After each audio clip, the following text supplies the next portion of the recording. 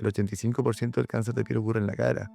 O sea, tener 2 quemaduras solares en la vida, quemaduras con ampolla, triplican el riesgo de melanoma, que es el cáncer de piel más agresivo. ¿Y hoy día funciona el sistema de salud chileno? Muere gente por cáncer esperando que lo operen, en un tiempo que en Los Ángeles ni siquiera había escáner. GPT, ¿cómo se relaciona el mundo digital actual con la medicina? Claro, y con eso, con la inteligencia artificial, ¿podemos decir que ha perdido un poco la autoridad del médico con respecto a los diagnósticos?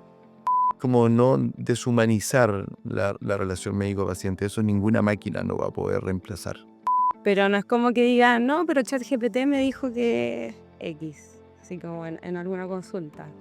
Al menos en los buscadores más habituales, siempre uno encuentra el peor de los casos. Entonces yo creo que es más común que llegue gente asustada por algo que no es tan terrible. El consejo más extraño que ha llegado a tu consulta. Entonces no hay una receta de cocina. Yo creo que eso es bien habitual. ¿Estamos hablando de dermatología estética o de salud? Y la realidad es que uno tiene que trabajar, que a veces anda con cara de poto, y no prometer algo que no se va a cumplir. La piel habla, sí, yo creo que tú más que nadie lo puedes decir. Y Que soy un dermatólogo que me gusta el sol, de verdad que me gusta el sol.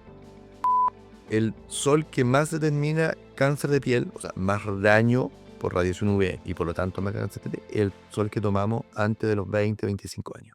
hoy tenemos un capítulo que nos afecta a todos. Y estoy hablando de la salud en esta era, la nueva era digital. Y nos hace preguntarnos, y vamos a tratar de responder la siguiente pregunta. ¿La salud está en crisis o está en una transformación? Wow, tremenda pregunta y para eso un tremendo invitado. Hoy día tenemos con nosotros a un doctor que ha pasado por el sistema público, sistema privado, que ha estudiado, que ha incorporado la tecnología en su atención. Es el doctor Javier Larraín. Le damos la bienvenida, dermatólogo. Bienvenido a nuestro podcast Sin Receta. Gracias, muchas gracias por la invitación. Doctor, hoy día para nosotros es un placer tener a un dermatólogo que nos pueda contar un poco la historia, primero la suya y después de esta evolución de la medicina desde el momento de egresar hasta el día de hoy. Así que Encantado, pues, perfecto. lo dejamos para que nos cuente un poquito de su historia. Soy Javier Larraín, como bien dijeron ustedes. Nací en Santiago, muy pequeño, tenía 1 año. Mi papá se fue a vivir a Chiloé, así que toda mi infancia fue en Chiloé. Después, por un tema de colegio, nos fuimos a Puerto Varas. Mi enseñanza media la hice en Puerto Varas. Estudié medicina en Concepción. Y egresado me fui a trabajar a Antuco, fue mi primer trabajo, recién egresado. Llegué el año 2005 a Antuco. Se iba a preguntar si se podía decir los años. Sí, tengo 46 años. En el 2005, con 25 años, llegué a Antuco. El mismo año que fue la tragedia de los militares, así que yo había llegado en marzo, esto fue en mayo, si no me equivoco, abril, mayo. Y ahí estuve 6 años en Antuco, una etapa muy bonita, de mucho crecimiento personal, de mucho aprendizaje y de mucho contacto con la gente. Ese contacto más íntimo era médico único, así que era el médico del pueblo, Claro. donde me tocó ver de todo, desde ¿Los 6 años solo? los 6 años solo en Antuco, sí. Wow. Desde guagüita recién nací, hacía los controles de embarazo, después Hay de consulta repente, general. consulta general. De hecho, no teníamos ni exámenes, ni radiografía, entonces era toda la primera medicina de la primer ah, de choque, en el fondo, Claro. frente a algo más complejo. Todo se venía para Los Ángeles, en un tiempo que en Los Ángeles ni siquiera había escáner, ¿verdad? Aquí en Los Ángeles, el hospital, si no me equivoco, yo estaba en Antuco cuando inauguró el primer escáner en el hospital. O sea, había algo más complejo y de Los Ángeles se derivaba a Concepción. De hecho, recuerdo un paciente, un niñito que el viento lo golpeó con el portón del campo, lo golpeó en la cabeza y el niño tenía una hemorragia intracraneal. Se llegó acá a Los Ángeles y de aquí a Concepción para confirmar el diagnóstico. O sea, Claro. así era de esos años y no es tanto tiempo atrás. Claro, igual una medicina muy distinta a la medicina que vivimos hoy día, porque ser médico único, no tener exámenes, ahora todo se resguarda con algo que objetivar, o sea, la gente ya no confía mucho en este criterio clínico médico que antes sí existía y que la gente obedecía en el fondo a lo que estaba diciendo el médico. Sí, correcto, eso es así. Bueno, yo creo que todo va evolucionando. Entonces, hoy día el sistema, las personas y la exigencia de la sociedad es que ya el margen de error es mucho menor. Entonces, si hay tecnología con la cual uno se puede apoyar, en el fondo hay que usarla. Y yo creo que eso no está mal en la medida que no se pierda la esencia de la medicina, que es el contacto humano. Pero el apoyo tecnológico es indispensable. De todas maneras, y yo creo que ese es un punto de inflexión hoy en día porque se habla de la IA, de la inteligencia artificial, se habla del chat GPT, por ejemplo, pero muchas veces, bueno, hasta uno yo lo uso harto, pero muchas veces uno confía demasiado quizás en chat GPT y casi que le pregunta como si fuese el médico, el psicólogo, la pareja, el mejor amigo. En este caso de la inteligencia del chat GPT propiamente tal, ¿ha llegado alguna persona autodiagnosticada o diagnosticada por ChatGPT? ¿Cómo se relaciona el mundo digital actual con la medicina? Mm. Sí, yo creo que hoy día todos lo hacemos. Todos consultamos en alguna esfera, algún área de nuestra vida a ChatGPT, a la inteligencia artificial. Yo creo que no está mal. Yo creo que a mí, en mi práctica médica, no me ha tocado de que alguien, no sé, cuestione un diagnóstico porque él venía con otro diagnóstico, pero que vienen con una idea que ya lo buscaron o se tomaron una foto. En mi área en la dermatología se tomaron una foto del lunar y hoy día la inteligencia artificial te da una aproximación. Es increíble y eso es inevitable. De hecho, hay análisis de lunares, que estos mapeos de lunares que hacemos, que los mismos dermatólogos nos apoyamos en la inteligencia artificial para poder determinar si el lunar es peligroso o no. Y sobre todo con el análisis fotográfico para poder detectar pequeños cambios, cambios que a uno se le pueden pasar. Entonces, con este análisis fotográfico apoyado con inteligencia artificial, detecta cambios mínimos. Claro, y con eso, con la inteligencia artificial, ¿podemos decir que ha perdido un poco la autoridad del médico con respecto a los diagnósticos? Sí, yo creo que sí, no debiese ocurrir. Yo creo que lo que es muy importante es como no deshumanizar la relación médico-paciente. Eso ninguna máquina no va a poder reemplazar. Creo que los médicos tenemos que apoyar en tecnología. No lo veo como algo negativo que los pacientes consulten en las diferentes herramientas que hay, como para tener una aproximación diagnóstica. Yo creo que es una función nuestra, de la gente que trabajamos en salud, de educar también de manera permanente de que nada reemplaza la evaluación médica.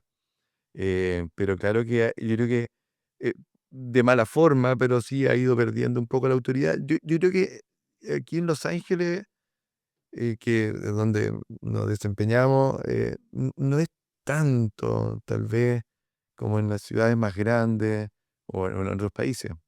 Pero sí, la gente llega con un prediagnóstico, Ah, eso lo vemos. pero no es como que diga, no, pero ChatGPT me dijo que X, así como en alguna consulta. Como que No, que en el fondo, por lo menos me lo han dicho ya, antes, no sé si alguien se ha ido de la consulta con esa, con esa percepción, pero nadie me ha cuestionado claro, en consulta lo que yo le diga, porque ChatGPT dijo otra cosa.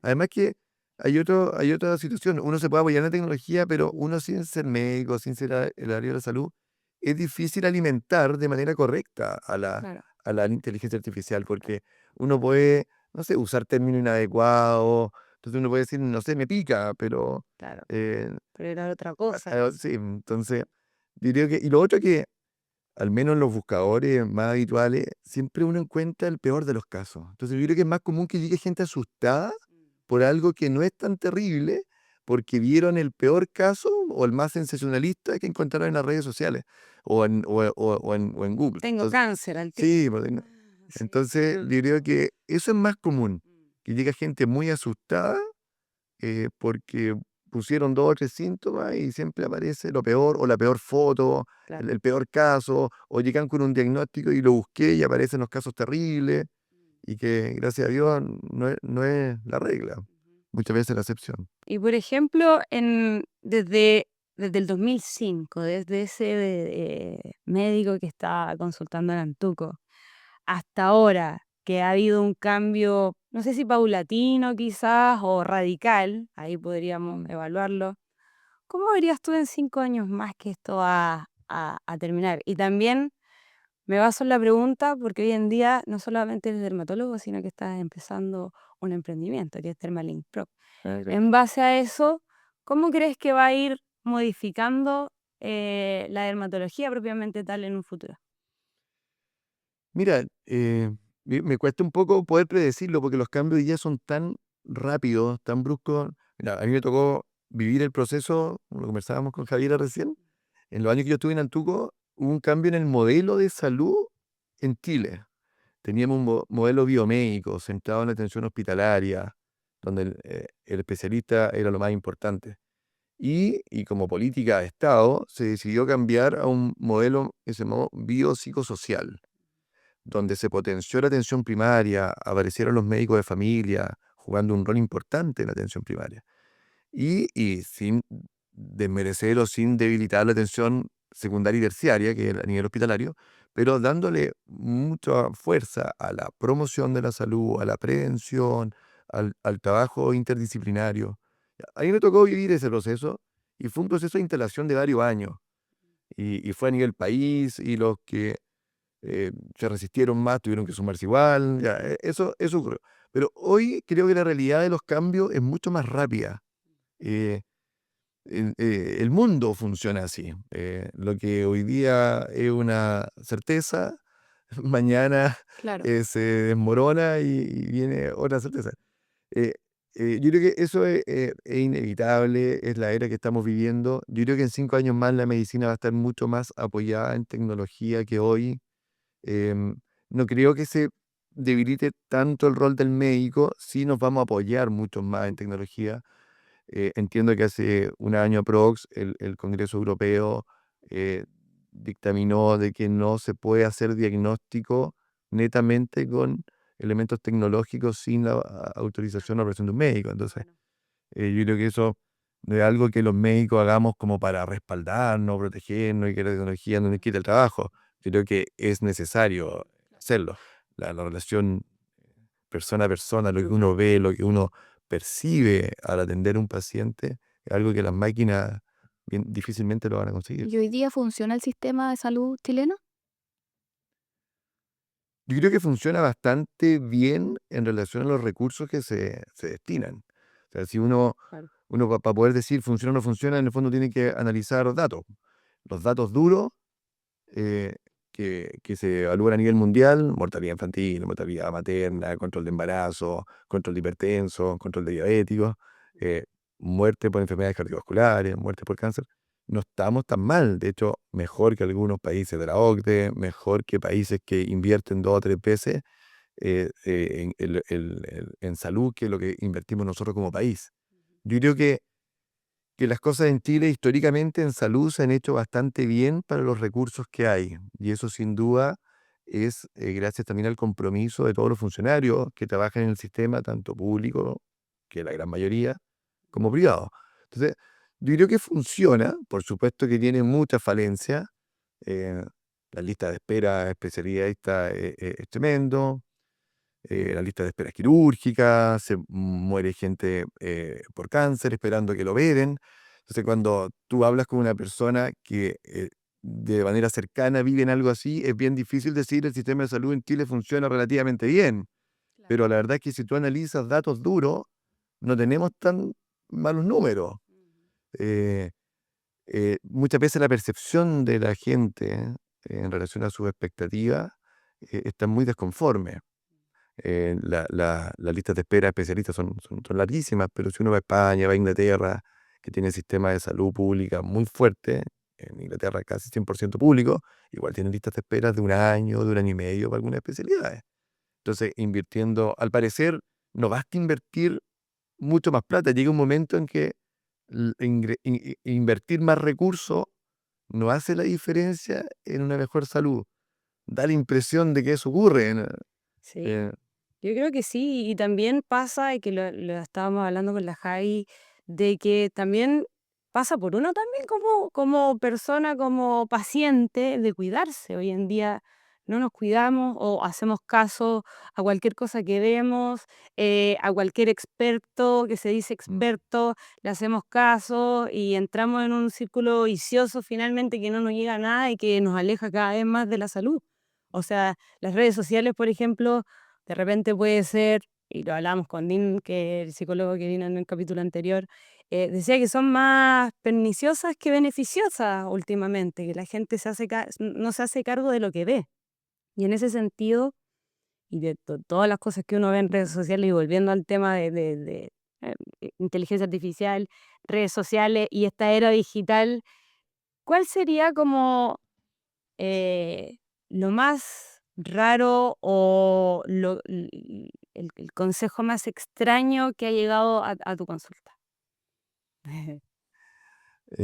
Bueno, yo diría que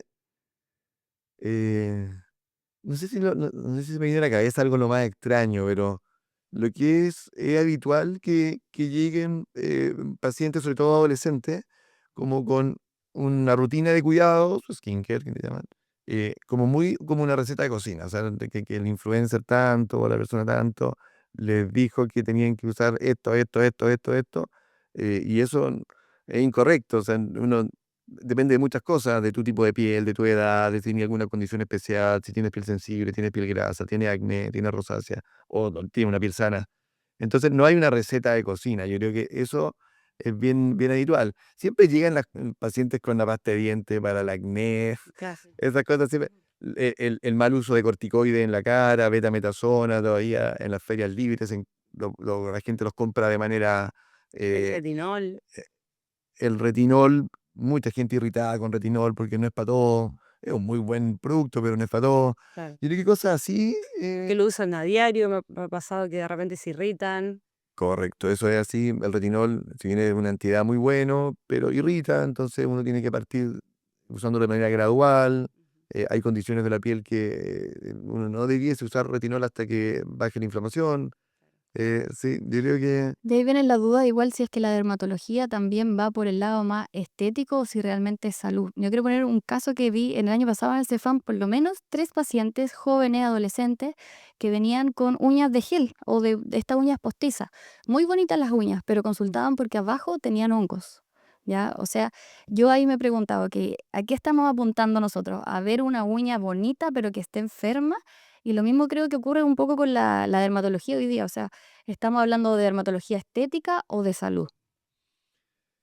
sí, mira, son dos áreas de la dermatología más médica y la dermatología estética. En la consulta siempre, digan, por ambas cosas, es muy habitual la consulta estética cada vez más, aun cuando, o sea, yo como dermatólogo no tengo una visión tan estética, no es mi foco principal, pero igual, llegan, todo el tiempo llegan pacientes. Eh, sí, yo creo que hay una delgada línea y creo que hoy día también las redes siempre te muestran lo bonito, con una tendencia hacia lo perfecto, la piel perfecta, entonces las uñas perfectas, perfectamente El esmaltada, con pelo diseño, el perfecto. pelo perfecto. Y eso genera mucha frustración, sobre todo en personas más adolescentes, personas más jóvenes que están formando su identidad, su personalidad y no se ven con la perfección que te dan los filtros o te dan, no sé, el maquillaje, o esta vida en todo aspecto de la vida, en el fondo, esta vida perfecta, todo feliz, todo el mundo de vacaciones, todo el mundo bronceado, todo el mundo en la playa. Y la realidad es que uno tiene que trabajar, que hay veces anda con cara de poto, que, que, que tienes manchas, que tienes arruguitas, entonces, que tiene acné, que tiene patología, rosácea. Entonces, muchas veces la medicina estética, o la gente que consulta por estética, busca un resultado que es irrealizable. Y yo creo que ahí es donde está el principal peligro, y creo que ahí es donde está el rol de nosotros de demostrarle esa realidad y no prometer algo que no se va a cumplir. Y yo creo que ahí está el principal riesgo de muchas clínicas y de profesionales que están en la estética, que en el fondo hay una finalidad netamente comercial de vender, que es legítima, pero aquí estamos tratando con personas, y que personas que tal vez no todas vienen con una enfermedad, pero vienen con una dolencia o con una expectativa de algo que no es realizable y que por vender terminemos ofreciendo A, B, C, D tratamiento y sabiendo que no vamos a conseguir eso. Entonces yo creo que eso por un lado, y otro que a través de la estética, o este ejemplo que dices tú de las uñas postizas, en el fondo estamos tapando o tratando de ocultar parte de nuestra realidad. Tal vez ahí con Dean algo profundizaron de esta gran pandemia de la salud mental que tenemos hoy. Sí, pasa mucho, de hecho sí. Me acuerdo una de las frases icónicas de ese capítulo fue que él nunca había visto una sociedad con tantas ganas de morir. Fue como uno de los Mm, tópicos de línea que en realidad no hizo mucho sentido, porque al final esconden una realidad que es súper compleja. A mí me gusta mucho hablar de piel porque yo creo que primero es el órgano más grande de nuestro cuerpo y el segundo, siento que la piel habla mucho. Cuando uno está estresado, cuando uno está irritado, cuando uno está pasando por un mal momento, tanto en salud mental, social, etcétera, mm, la piel habla. Sí, yo creo que tú más que nadie lo puedes decir. Y por eso me da mucha relación con lo que dice Dean también en el aspecto psicológico. mm. Sí, mira, yo creo que uno buscando esta piel perfecta, ¿eh? Mm. Yo me acuerdo que cuando yo era chico, estaba en el colegio, ya un poquito más consciente, ¿cierto? Chanza Bella, era muy común esta frase, así como, oye, mira qué linda ella, es flaquita, ¿ya? Era como belleza sinónimo de delgadez, ¿ya? Hoy día, el comentario que tú más escuchas, oye, mira qué linda, mira la piel que tiene.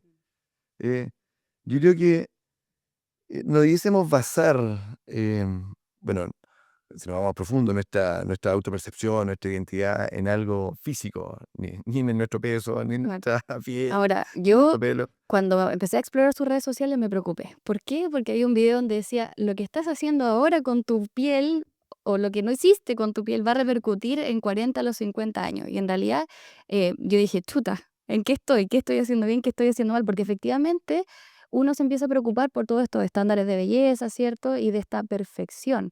Entonces, ¿qué consejo podríamos tener para la gente que nos está escuchando con respecto a los cuidados que se pueda tener de la piel, que no sean tan invasivos, que podamos envejecer, que se note en nuestro cuerpo, pero de una manera sana? Mira, no hay mejor skincare y no hay mejor medida antiedad que los estilos de vida saludables. Entonces siempre uno a veces va por lo más fácil, si todos lo hacemos, buscamos lo más rápido, lo más fácil, me inyecto algo, tomo algo, pero los estilos de vida saludables, no hay cosa mejor que esa. Comer sano, hacer deporte, dormir bien, mantener relaciones interpersonales sanas, relacionarse con personas, vida al aire libre, tomar sol de manera responsable. Yo soy un dermatólogo que me gusta el sol, la verdad que me gusta el sol. ¿Y a qué llamamos tomar sol de manera responsable? En las horas que el sol no hace daño, antes de las 10 11 de la mañana en verano, después de las 6 de la tarde, si uno va a estar expuesto al sol en ese horario entre las 11 y las 5 o 6 de la tarde, usar protector solar. eh, pero sí, nuestra piel se desarrolló desde la llanura africana, bueno, hace Sí, sí. 200.000 años expuesta al sol. O sea, el sol es necesario. Lo que más se conoce ya la vitamina D, claro, la vitamina D se activa con la radiación UV, pero no solo eso, hay muchos procesos biológicos que necesitan sol hasta para el ánimo. Claro, Entonces, no hay que andar arrancándose del sol. O sea, tomar sol, hacer vida al aire libre es muy saludable. Respetar los ciclos de día, noche, eh, para dormir. O sea, eso es el mejor skincare. Y si tu preocupación principal a futuro es cómo se va a ver tu cara, usa protector solar en la cara. No hay ninguna parte de nuestro cuerpo más expuesta al sol que la cara claro. y las manos. Entonces, y ahí el fotodaño nos hace envejecer más rápido. Si uno se protege en la cara del sol con protector solar a diario, vamos a envejecer más lento, nuestro colágeno va a ser mejor, nuestra elastina va a ser mejor, menos mancha, menos riesgo de cáncer de piel. El 85% del cáncer de piel ocurre en la cara, pero en el resto del cuerpo, tomemos un poco de solcitos. Está pálido. A mí me pasaba mucho porque tengo una piel muy blanca y no me quemo, entonces me pasaba mucho cuando era más adolescente que yo veía a mis pares que se bronceaban en el verano, que tenían un color tostado muy oscuro y yo decía, qué lindo, porque igual era sinónimo de belleza estar tostado en el verano, que se te marcara el traje de baño, lo que sea. Y después cuando ya estudié medicina, dije, wow, por suerte no me quemaba, por suerte no me podía exponer al sol, qué sé yo. ¿Qué le pasa a un dermatólogo cuando ve este tipo de paciente, por ejemplo, caminando, donde tienen un color que se nota que es un bronceado que es muy oscuro, exagerado, digamos? Me da envidia. Que un día soy blancucho. Mira. Claro, mira, el hecho de que tú te broncees demasiado es porque tu piel estuvo muy expuesta al sol. Bueno, hay pieles que se broncean muy fácilmente. Sí, pues, la Andrea se broncea y súper bonito y un bronceado parejo. Mira, lo que realmente se asocia a cáncer de piel son dos condiciones respecto al sol. Las quemaduras solares es lo más peligroso. O sea, tener 2 quemaduras solares en la vida, quemaduras con ampolla, triplican el riesgo de melanoma, que es el cáncer de piel más agresivo. Y los carcinomas, que son los cánceres de piel, gracias a Dios, más comunes pero menos agresivos, se asocian a una exposición crónica al sol. Trabajadores agrícolas, trabajadores forestales, trabajadores portuarios, eh, deportes que practican al aire libre y por periodos muy prolongados, y aquellas personas que parecen lagartijas al sol, que en el fondo tú ves que al cabo de unos años, más allá de la piel bronceada, se ve una piel dañada por el sol. Entonces esas personas que empiezan a tomar sol en septiembre, en octubre y no paran hasta marzo y al final del verano tienen un bronceado exagerado, esas personas acumulan daño solar. El daño solar es acumulativo. Acumulan daño solar y que muy probablemente le va a traer problemas futuros, desde cáncer, tumores no cancerosos, como la esclerosis, precanceroso y envejecimiento prematuro. Eh, entonces, ¿qué me pasa a mí como dermatólogo? Bueno, eh, claro, bueno, tratar es un estímulo para decir aquí tenemos que hacer más educación, tenemos que... em, creo que hoy día la educación está, yo creo que nadie puede decir no sabía que el sol me hace mal. Em, Pero sobre todo yo creo que también esas personas, porque yo creo que hay dos tipos de personas, la que es, porque hay una adicción al sol también, hay gente que es adicta al sol, o sea, que está todos los días en horarios peak al sol por una adicción, y otras que frecuentan las vacaciones y que se exponen más de lo habitual, pero que no es tan diario ni constante. ¿Cuándo se le podría llamar que una persona realmente ya está, no sé si adicta, pero ya ha tomado más sol de la cuenta? O sea, ¿en qué periodo? ¿O cómo se ve eso? no hay como un test que te diga, bueno, se han intentado hacer varias cosas para decir que tu nivel de daño solar o de fotoenvejecimiento es tal, se miden tipo de arruga, de pigmentación, hay algunas escalas, ¿ya? Pero mira, como concepto general, el sol que más determina cáncer de piel, o sea, más daño por radiación UV y por lo tanto más cáncer de piel, es el sol que tomamos antes de los 20, 25 años.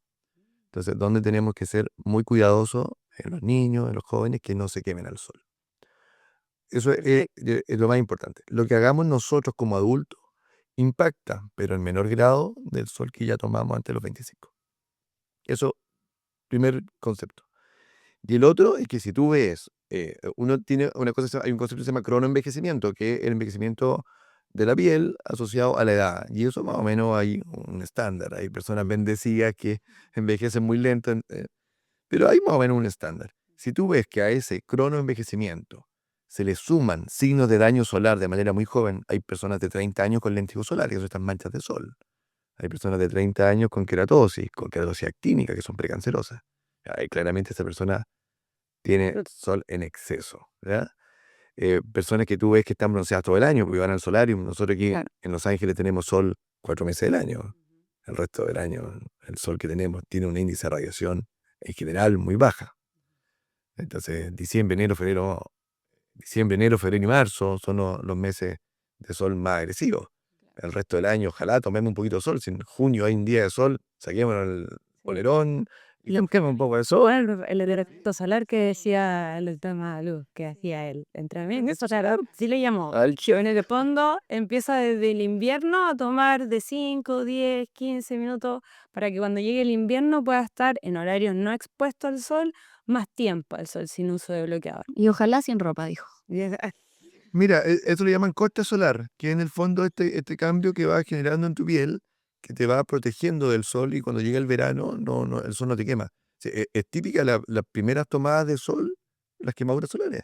O sea, yo creo que vemos más quemaduras solares en diciembre que ahora en febrero, Claro. porque son las primeras exposiciones solares. O cuando uno se va al Caribe y no toma sol en todo el año y llega Sí, como la que verdad. cabrón. Bueno, podríamos decir que sí al entrenamiento solar. Es que mira, lo que pasa es que ahí hay una visión muy personal, ¿ah? La visión de los dermatólogos en general es que el sol es dañino. Claro. Se han hecho campañas que el sol es tu amigo.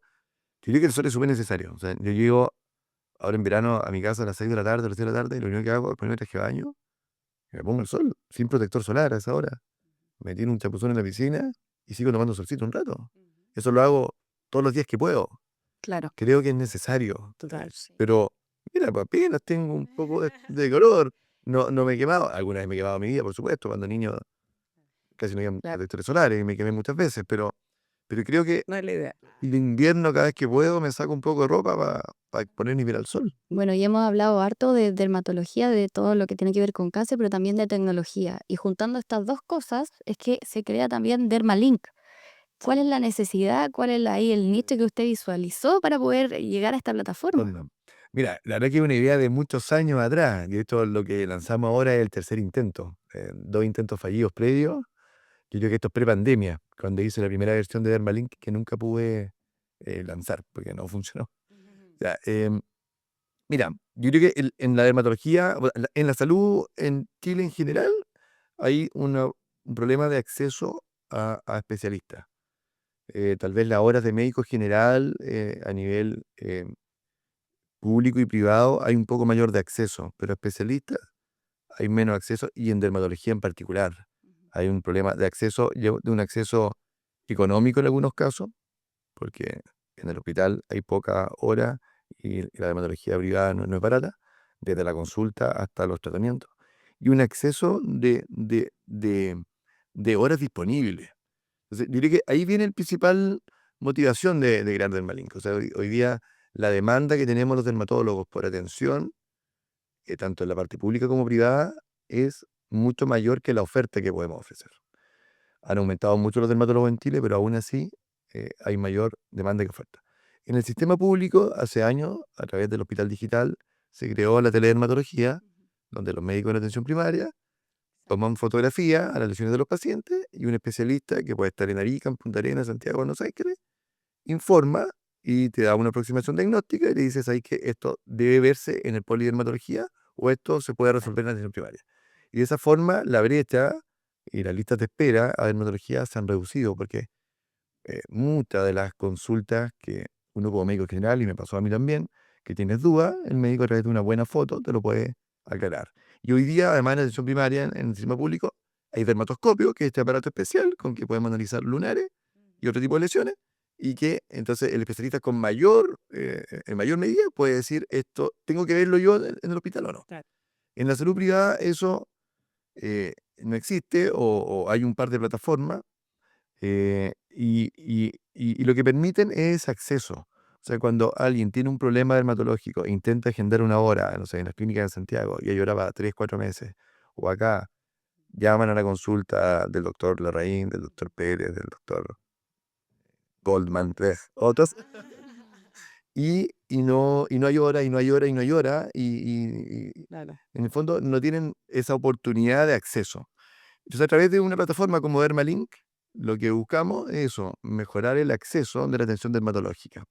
Y hay muchos problemas dermatológicos que se pueden resolver posterior a una evaluación a través de fotografía. Las videollamadas no son lo mejor en dermatología, porque la resolución de las cámaras, sobre todo el celular que te mueve un poco, no te permite tener un buen foco de las lesiones dermatológicas. En cambio, una buena foto tomada con la luz adecuada, con el aumento adecuado si es necesario, nos permite evaluar una gran gama de consultas dermatológicas a través de una plataforma donde, en el caso de Dermalink, respondemos antes de 48 horas y te llegan las recetas o las recomendaciones, la educación, recomendaciones, recetas. Sí. Entonces, de ahí viene la necesidad. Y en el fondo de liberar horas para aquellas condiciones que requieren atención presencial, como por ejemplo evaluación de lunares. Y recién estaba hablando de cáncer de piel. El cáncer de piel, no debiese morirse nadie de cáncer de piel. El cáncer de piel es un cáncer que es detectable con un examen muy simple, que un examen de la piel no requiere, en la mayoría de los casos, ninguna instrumentalización.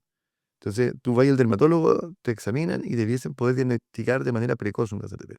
Bueno, muchas personas no se analizan los lunares porque no es una atención urgente. O sea, quiero revisarme los lunares. Llamo a la consulta, no hay hora. Llamo a la semana, no hay hora. Ya, te quedaría ahí, pues no sigue insistiendo.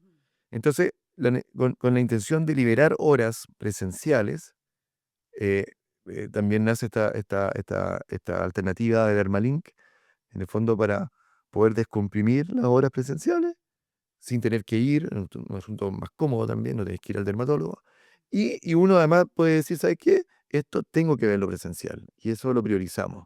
Por ejemplo, en el caso de los lunares, ¿qué lunares deberían ser evaluados por Dermalink y cuáles deberían ser evaluados por presencial? Sí, mira, las plataformas digitales a través de fotos no es la mejor opción para el análisis de lunares, pero sí te puede dar una buena aproximación. Muchos lunares, en el fondo, son queratosis seborreica. Son estas como lunares medio carnosos que aparecen en la cara, en el cuello, en la espalda. Y uno, a través de una foto, puede determinar la mayoría de las veces si es queratosis seborreica o no. Entonces, la verdad es que una primera apreciación diagnóstica puede hacerse a través de Dermalink. Si tú dices, quiero revisarme todos los lunares, imposible. Pero ¿sabes qué me apareció este lunar? Si la foto tiene un buen aumento, yo a través de la fotografía puedo decir, ¿sabes qué? Tengo que verte presencial porque no lo soy capaz de determinar de manera confiable si esto es bueno o malo. Pero si ese lunar era una queratosis seborreica y en la foto es evidente que es una queratosis seborreica, voy a poder resolverlo a través de la plataforma. Claro. Entonces, la verdad es que hay una mnemotecnia que utilizamos para el análisis de lunares, que no está de más repetirla: el A, B, C, D, E de los lunares. El A es asimetría, el B un borde irregular. Asimetría se refiere a que si yo le trazo una línea con un lápiz o imaginaria en la mitad del lunar, sea más o menos idéntico una mitad con la otra. El borde, claro, si el borde es regular o irregular, o un borde bien definido o mal definido. Ya, si un borde mal definido o irregular, consultar. C se refiere al color. El color, 3 o más colores, hay que consultar. D, el diámetro, 6 milímetros el límite. Con un lunar más grande de 6 milímetros, consultar. Y E es la evolución, y tal vez es de las cosas más importantes si uno se revisa activamente. Y la evolución, Menos ganas de revisar. Tú tienes ¿cómo cambia un lunar? Tengo un... Entonces cambia de forma, de tamaño, de color. Sí, bueno, igual ahí yo creo que también ocurre que, no sé cómo pasará con sus pacientes, cuando usted le da las indicaciones, por ejemplo, esto mismo de poder revisarse anualmente, ver los lunares o los cambios de hábito de vida, ¿se está delegando mucho la responsabilidad de salud al profesional en estos tiempos? Usted que ha vivido todo este cambio de salud, ¿hay como una falta de protagonismo del paciente en su salud? Este capítulo está auspiciado por Dermalink Pro.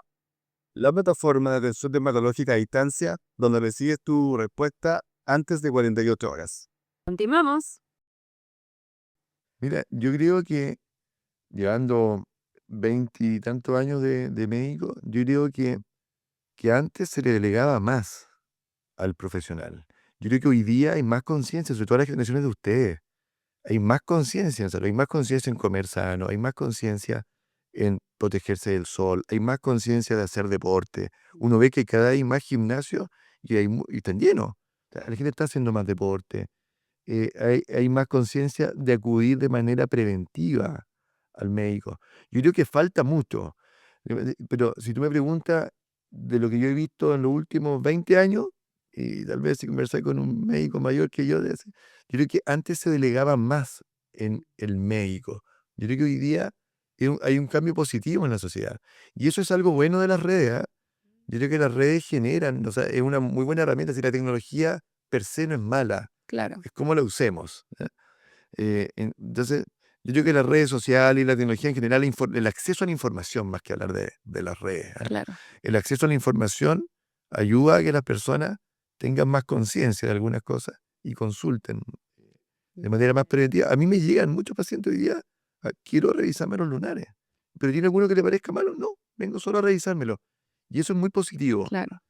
Creo que que antes no lo veía tanto. ¿Y el médico tiene que tener un rol cercano con el paciente? Sí, mira, yo creo que la medicina es una carrera más humanista que biológica. ¿Verdad? Yo creo que no utilizamos, por supuesto, criterios científicos, biológicos, para poder hacer nuestro diagnóstico, para poder entender qué pasa en el cuerpo humano. Pero en la relación entre un médico y un paciente es fundamental, en la confianza. O sea, yo creo que cuando tú vas a un médico, la confianza que te da no es por el diploma que tiene pegado en la pared, sino que es por la relación y el nivel de confianza que tú logras entablar con esa persona. Entonces yo creo que la relación entre el médico y el paciente sigue siendo lo más importante. Yo siempre, cuando me preguntan, te digo, ahora, si tengo que operarme un tumor cerebral, me da lo mismo que el que me opere sea un pesote, weón, que, que lo voy a ver para que me opere porque es el más seco del mundo y después no lo voy a ver más. Pero en este otro tipo de cosas que requiere una relación donde el médico tiene que dar confianza, nosotros, el paciente tiene que sacarse la ropa. O sea, una mujer que se viene los lunares tiene que quedar desnuda, po. Entonces, tiene que generarse una relación de confianza. Y sobre todo en los tiempos actuales en donde, lo que hablábamos anteriormente, hay personas que se hacen los expertos en Instagram, en las distintas plataformas, y realmente el dermatólogo es uno solo y es el que debería diagnosticar y tratar. ¿Qué pasa con ese vacío? ¿Qué opinamos? ¿Qué decimos al respecto? Sí, pues, mira, yo creo que ese es un problema y que la información hoy día tú no tienes cómo discriminar si la información que tú ves es real, es certera o es falsa. Los fake están a la orden del día. Y nos pasa a uno también como médico, ¿no? O sea, tú de repente ves que, no sé, el zapallo es muy bueno para algo. Y dices, "Chu, ¿será verdad? ¿Dónde está la fuente? ¿Dónde está la reseña científica, la referencia?" Yo creo que en dermatología en particular, en todo lo que es análisis de lunares, no hay tanta información falsa. Respecto al uso del protector solar, hay mucha información falsa. Hoy día hay corrientes que satanizan al protector solar, creo, y eso no es así. De hecho, no hay evidencia científica que diga que los protectores solares generen cáncer o como hay información. Eh, Después vienen estos otros expertos que muchas veces son profesionales de la salud y que también por un tema comercial se ven mucho más en la estética, en el mundo de la estética, ofreciendo el oro y el moro, y hay mucha gente que cae en eso. Mira, en lo que es netamente estético, donde tú vas libremente a buscar algo, un resultado, yo ni siquiera lo critico tanto, ¿no? Ahí entra lo que dice Javier, a la responsabilidad individual. Aquí yo no he hablado tanto, tú lo has visto 2 o 3 veces y creo que no lo he reforzado. Es fundamental la responsabilidad individual, que tú decides a dónde vas, a qué centro voy, que tenga autorización sanitaria, que sea por el profesional adecuado. O sea, hoy día vemos de diferentes profesiones de la salud haciendo procedimientos que son netamente médicos. Y el código sanitario dice que tiene que hacerlo un médico. Y lo hacen odontólogo, enfermera, nutricionista, matrona, kinesióloga, que se han metido en el mundo de la estética, y traspasando ciertos límites que no debiesen pasar. Yo creo que en algunas patologías dermatológicas que es súper importante, pero que también se vende mucho a nivel de redes sociales y de centros de estética, que acné y rosácea, ahí se traspasan todos los límites.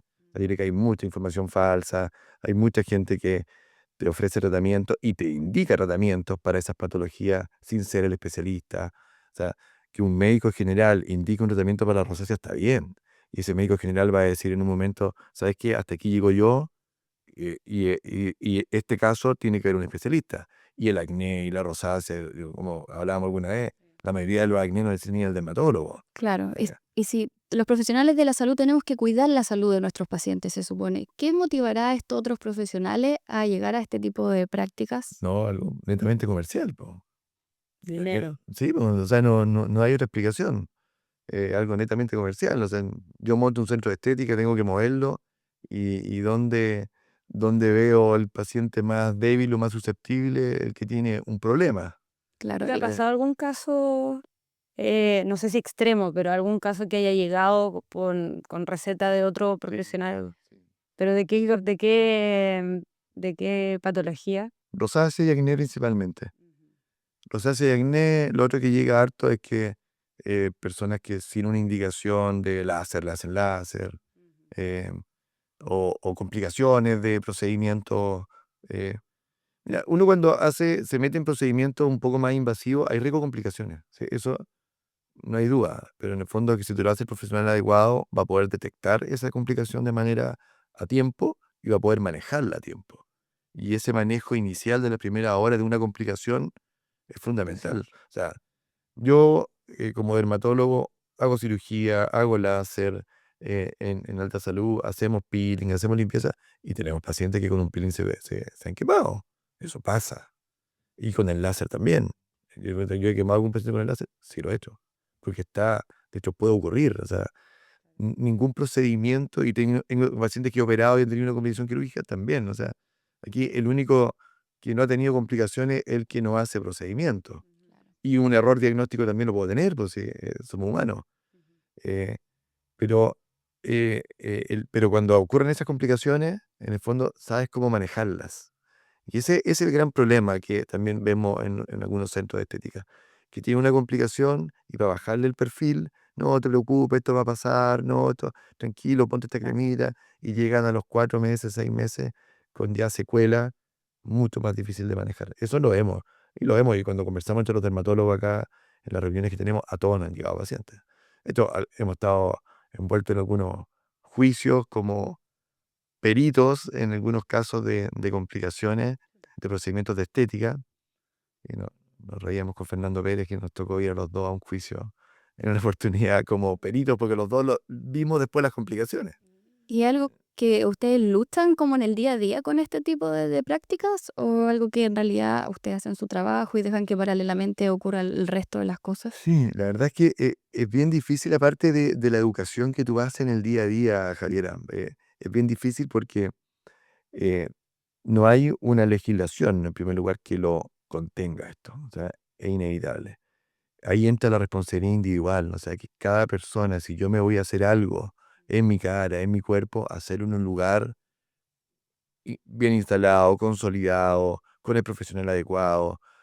Muchas veces ocultan su verdadera profesión, ponen como frases, no sé, medicina estética, claro, no sé, centro Doctor, X, doctor tanto, porque en el fondo no les conviene que se sepa su profesión.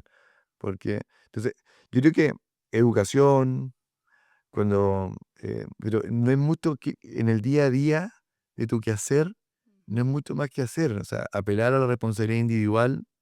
Sí, claro, si yo veo que en algún lugar se está haciendo algo que es una aberración, creo que nuestra responsabilidad es denunciarlo a la autoridad sanitaria y que la autoridad sanitaria tome las medidas que se necesiten o que se requieran. Pero la verdad es que la mayoría de los centros de estética están autorizados sanitariamente y en el fondo es en el día a día y cuando tú estés con el paciente es que traspasas la línea. Entonces, si tú vas porque quieres ponerte Botox en un centro de estética, bacán, hazlo. Hay mucha gente muy bien formada para el Botox, pero si en ese mismo centro de estética te dicen, oye, tenés rosácea, ¿yo te puedo tratar la rosácea? Ojo. Claro. eh, oye, oye, mi hijo tiene acné, eh, y no, yo realmente lo veo. Entonces, ya, pero tú eres dermatólogo. Yo creo que eso es algo que va en la responsabilidad individual, todos, de yo todos. creo, sí, de todas maneras. Y ahí te llevo a otro lado, que es un poco, hemos hablado de las tecnologías y obviamente que a pesar del tiempo que ha pasado, no solamente la era digital, sino que también tecnológica, han llegado mucha tecnología. Y por lo demás, tú tienes una de las tecnologías, la única creo acá en Los Ángeles, que es el Sciton. Em, de tema de tecnología, ¿qué podemos decir que cómo ha afectado o mejorado la salud, la dermatología? Y si ha sido algo en pro a mejorar los resultados o en algunos casos a mejorar el dinero. Sí, mira, lo que pasa es que ahí yo creo que está la visión que uno tiene que tener. O sea, cuando tú vas a un centro de dermatología en general, tú tratas, o sea, cuando estás enfocado en la parte médica, como en nuestro caso, vas ahí, con un foco bien de la patología. Entonces, cuando tú dices, ya, yo tengo rosácea, ya, la rosácea que es como un icono del tratamiento, porque ahí mezclas tratamientos médicos, medicamentos orales, crema, no sé, láser. En la rosácea antes la tratábamos sin láser. Y claro, tú le quitabas los granitos de la rosácea, mejorabas la calidad de la piel en general, un poco menos reactiva, pero los rojos no se lo quitabas con nada. Las venitas dilatadas no se lo quitabas con nada. Entonces ahí el láser, que es una tecnología, eh, em, es un tremendo aporte en la salud de la persona. Sabemos que al tratar el exceso de vasos sanguíneos en la cara, ayuda a controlar la rosácea, entonces mejora también el pronóstico. Hay manchas que no salen con ninguna crema y lo haces con láser. Entonces, la tecnología es un tremendo aporte en la dermatología médica. También es un tremendo aporte en la dermatología estética. O sea, en la parte estética, los láseres hicieron un antes y un después. O sea, las terapias de luz hoy día, hasta hay estudios que demuestran que pueden modificar el ADN de las células de la piel, porque hasta donde logra penetrar el láser. Y teóricamente podría tener un efecto preventivo del cáncer de piel. O sea, este ADN dañado por el sol de toda la vida, tú al revertirlo parcialmente, se cree, porque no hay estudios, porque no hay estudios muy a largo plazo, que podrían disminuir el riesgo de cáncer de piel. O sea, la tecnología es un tremendo aporte en la estética y en la salud. Pero, como todo, bien utilizadas. Igual todos buscan un estado de felicidad también, de sentirse conforme con su cuerpo, con su piel, con su imagen. Y en base a esto le quería preguntar, ¿qué es para usted, doctor Larraín, la felicidad? Oh, qué pregunta más profunda. Mira, yo creo que para mí la felicidad es como de estar en armonía con lo que creo, con lo que siento, con lo que pienso y con lo que hago. Yo creo que estar en ese equilibrio, en esa armonía, es lo que te da la felicidad. Sí, a mí me gusta, no sé, me gusta mucho la vida al aire libre, me gusta mucho el contacto con la naturaleza y me gusta harto la soledad. Entonces, si tú me preguntas si estoy solo en la cordillera o con mi señora, disfrutando ese momento, por supuesto que me invade una sensación de satisfacción, de alegría, de felicidad. Pero ese es el momento. Puedo estar un fin de semana en Conguillo, que me encanta ir, ya sé, en otoño, en invierno o en verano, en una cabaña, calentito, tomándome un café. O sea, para mí eso, sí. Pero ese es un momento. O sea, pero si notáis la felicidad como más profundamente, yo creo que eso, estar en concordancia, en armonía con lo que tú eres, en el fondo, esto es dinámico, pero con lo que yo creo, yo soy alguien que creo en Dios, en lo que creo, en lo que siento, la parte emocional, que a veces nos olvidamos un poco, en lo que pienso, por los lados soy muy racional, muy pragmático para algunas cosas, y lo que estoy haciendo. Y creo que en algún momento de mi vida que me he sentido muy eh, con alguna irrupción es porque estoy haciendo cosas que no van en concordancia con esa otra.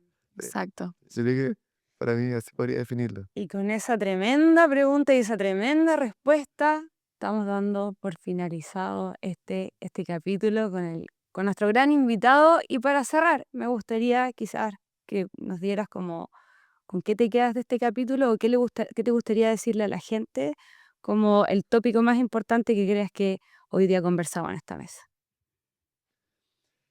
Bueno, en primer lugar, felicitarla a ustedes por este podcast y no tengo ninguna duda que va a ser muy exitoso, ¿ya?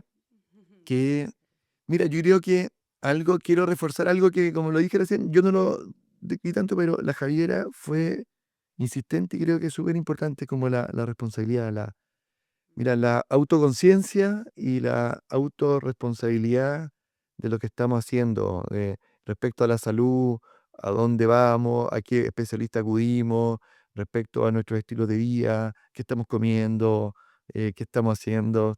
Yo creo que sí, resumir algo o un mensaje que quiero entregar es eso, o sea, seamos conscientes de nosotros mismos, dejemos de estar en piloto automático, empecemos a mirarnos un poco y a ver lo que estamos haciendo eh, y empecemos a actuar en concordancia a eso que creemos, que sentimos y Exacto. que pensamos. Súper, siendo coherente. Javi. Exacto, todo tiene que ser individual porque en realidad no hay una receta para la vida. No hay recepción. Así que damos finalizado este capítulo de Sin Receta.